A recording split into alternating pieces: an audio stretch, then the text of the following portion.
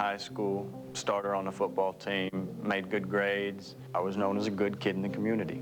But one split-second decision would change Reggie Steffi's life forever. I had gone out to a friend's house after work. It got late, and so I decided to go on to another party. I wasn't paying attention to how much I was drinking. I was just out having a good time. The same night, Jackie Saburido was excited about going to a birthday party. I was thinking, oh my goodness, what I'm gonna wear. After the party, she accepted a ride home from a young woman who lived near her dormitory. When we left the party, we were 5 people in the car, 4 girls and 1 boy. At about 4 o'clock in the morning, I got in my SUV and I headed home. On a 4-lane road just outside of Austin, Reggie's SUV crossed the center line and hit the car Jackie was riding in head-on. The last thing I remember was headlights and impact.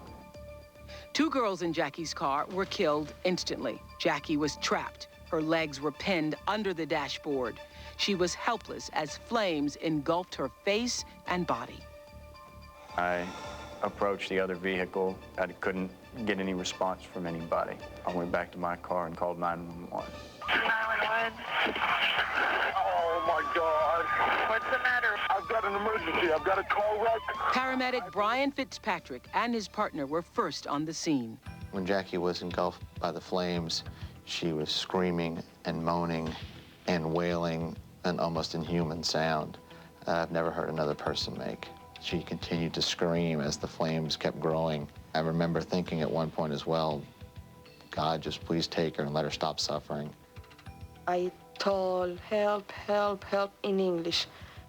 She was on fire for close to a minute before they could free her from the car. Her skin, her hair, her face melted away. When I pulled Jackie out of the vehicle, parts of her were still stuck to the seat, and I was surprised to find when I walked up to the passenger side that she was moving and still moaning. I thought I were dying. I remember the sound of the helicopter. The helicopter took her to a hospital with third-degree burns covering 60% of her body. A test showed Reggie's blood alcohol was over the legal limit. They handcuffed me and said, "You are under arrest for intoxication manslaughter."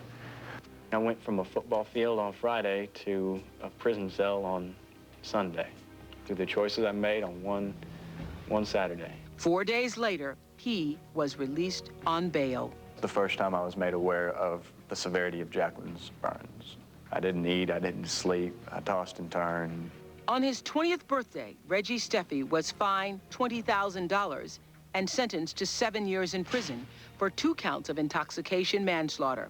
He's serving time at the Luther unit of the Texas Department of Corrections.